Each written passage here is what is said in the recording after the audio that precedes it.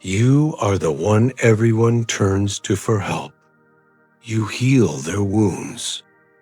You guide them through their darkness. But you have a terrible secret. You are more wounded than any of them. You believe this makes you a fraud. The great psychologist Carl Jung discovered that this is not a contradiction. It is a prerequisite. This is not a self-help video. This is an initiation. You are about to discover why your greatest wound is not your weakness. It is the sacred source of your power. You are the emotional landfill for your friends, your family, your clients. They dump their anxieties, their traumas, and their fears onto you. And you, with endless patience, absorb it all. You are the strong one, the stable one, the one with the answers. This is your role. It is your identity. But when the night comes, and you are alone with your own thoughts, the silence is deafening. The wounds you so skillfully tend in others bleed freely within you. This creates a terrifying internal conflict.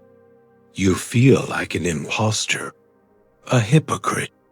How can I guide others through the darkness, you ask yourself, when I am lost in a darkness of my own? You live in constant fear of being exposed, of your own humanity, your own brokenness, being revealed to the world. Today, we will turn this fear into your greatest weapon. We will explore Jung's most dangerous and beautiful secret, the archetype of the wounded healer. We will journey through 3 critical stages. First, we will shatter the myth of the perfect healer. Second, we will uncover the alchemy of the wound. And third, we will confront the 2 great dangers that can turn your gift into a curse.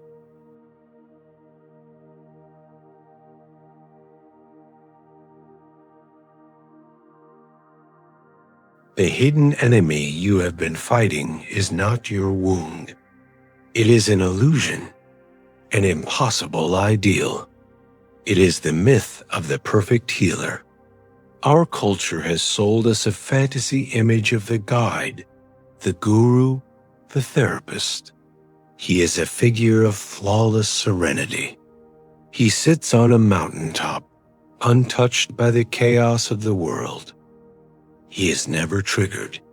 He is never sad. He has no needs of his own. He is a clean, sterile porcelain vessel of pure wisdom.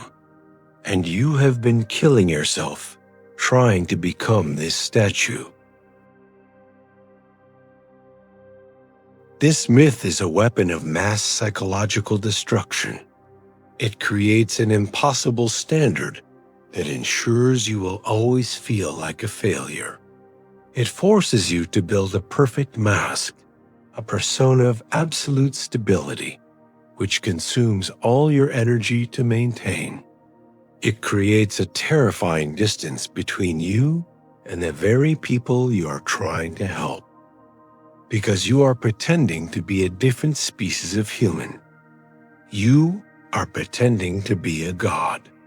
And this pretense is the loneliest act in the world. Imagine a doctor made of perfect, flawless glass. He is beautiful to look at, sterile, pure. He knows every medical text by heart. A wounded person comes to him, bleeding. The glass doctor can diagnose the wound with perfect precision. He can recite the correct treatment protocol, but he cannot touch the patient. He cannot clean the wound. He cannot perform the surgery. Why? Because if he were to truly engage with the messy, chaotic reality of the wound, his own fragile, perfect nature would shatter. He is a perfect instrument, and therefore, he is perfectly useless. You must destroy this ideal within yourself. The truth is that true healing does not come from a place of purity. It comes from a place of shared experience. A scar can only be truly understood by someone who also has a scar. Your clients, your friends, do not need your perfection. They need your humanity. They need to know that you have been in the dark places too, and you have found a way through. Your wound is not a disqualification. It is your qualification. The wounded physician is the archetypal dynamic that underlies all healing. Carl Jung. You have now seen the enemy. It is the illusion of perfection. You have understood that your humanity is not a liability. Now we must go deeper. We must understand the mysterious process by which the poison of your trauma is transformed into the medicine for others. This is the heart of the wounded healer archetype. This is the alchemy of the wound.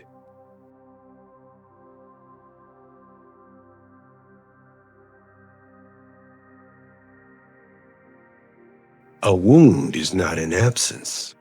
It is a presence. It is a fundamental alteration of the self. A bone that is broken and heals becomes stronger in the broken place. A soul that is broken and learns to heal develops new, almost supernatural capacities. Your wound, if you are willing to work with it, is a secret training ground. It forges 3 powerful weapons in the fires of your own suffering. The first weapon is depth. A person who has never suffered lives on the surface of life. Their world is simple, bright, and two-dimensional. But you, because of your wound, have been forced to go deep. You know that life is not just light and happiness. You have explored the subterranean caverns of pain, of grief, of despair. This gives you a perspective that shallow people can never possess. You are not afraid of the darkness in others, because you have become familiar with your own. The second weapon is intuition. Your wound is a highly sensitive instrument. It is a psychic radar tuned to the frequency of pain. Because you know the landscape of suffering so intimately, you can recognize it in others instantly. You can hear the truth behind their words. You can feel the emotion they're trying to hide. This is not magic. It is the heightened perception that comes from having navigated a dangerous territory your entire life. Your wound allows you to see the wounds in others. The third weapon is compassion. Note, this is not empathy. Empathy in its raw form is simply feeling what others feel. For a healer, this is a dangerous state that leads to burnout. Compassion is different. Compassion is the wisdom that comes from your own healed wound. It is the ability to be with someone in their pain without getting lost in it yourself. You do not drown with them. You offer them a lifeline because you remember what it was like to be drowning and you know the way back to shore. Consider a therapist who had a privileged, easy life. They can offer their patients textbook solutions and clinical advice. They are the glass doctor. Now, Consider a therapist who fought their way back from a deep depression. Who knows the taste of hopelessness?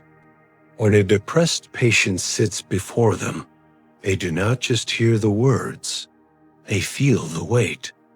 They recognize the subtle signs. They do not offer cheap platitudes. They offer something far more powerful, the quiet confidence of a guide who has walked this exact path before. Their past suffering has become their present-day superpower.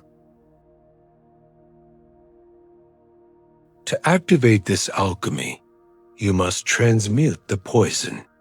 This means you must stop simply having a wound and start using it. This is not about dwelling on your pain. It is about studying it.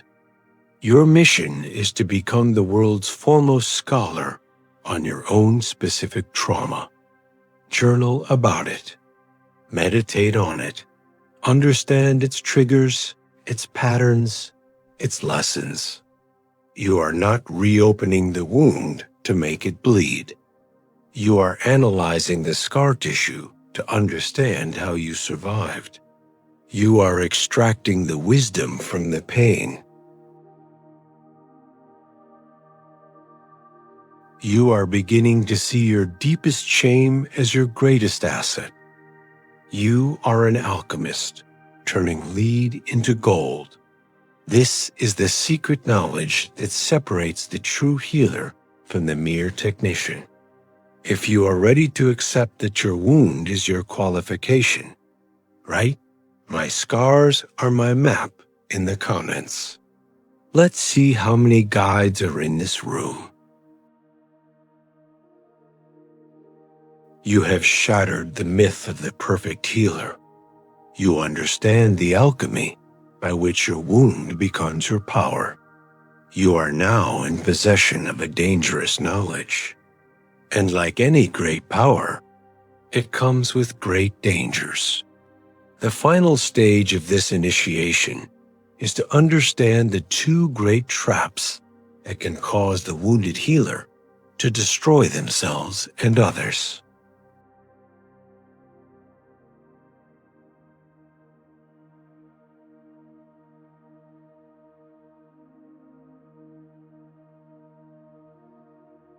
The first trap is identification.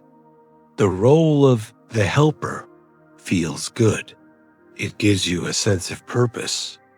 It makes you feel needed. It becomes a powerful and seductive identity. The danger is that you fuse with this identity. You become the professional healer, the strong friend, 24 hours a day. You forget that you are also a human being with needs of your own. You stop being a person who helps and become a helper. When this happens, you lose the ability to receive. You cannot ask for help because the helper is the one who gives help. You cannot admit you are struggling because the helper is the strong one. You become a martyr, slowly bleeding out your life force in the service of others, while neglecting the crying needs of your own soul. This path does not lead to enlightenment. It leads to burnout, resentment, and a profound inner emptiness. Think of the strong friend in any group. They are the one everyone calls at 2 a.m. They remember every birthday. They give perfect advice. They are the bedrock. But no one ever asks them, "How are you really doing?" And they never offer the information. Their identity is so wrapped up in being the rock for others that they feel a deep sense of shame in having cracks of their own. They eventually collapse, not from the weight of other people's problems, but from the weight of their own unexpressed needs.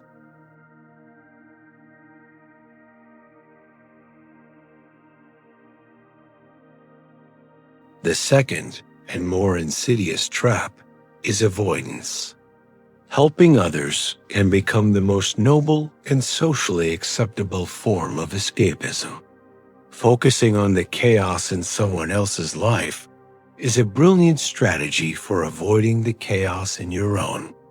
It feels productive. It feels virtuous. But it is often a sophisticated form of procrastination. It is always easier to solve someone else's problems. You have objectivity. You are not emotionally entangled. It allows you to feel powerful and wise without having to do the terrifying, messy work of confronting your own demons. You become the brilliant business coach whose own finances are a wreck. You become the wise relationship guru who cannot maintain a stable partnership. You are a doctor who spends all his time on house calls while his own home is falling apart. The only defense against these two traps is the prime directive of the wounded healer. Heal thyself first. This is not a selfish act. It is an ethical obligation. You cannot guide someone out of a forest if you are lost in it yourself. You cannot give water from an empty well.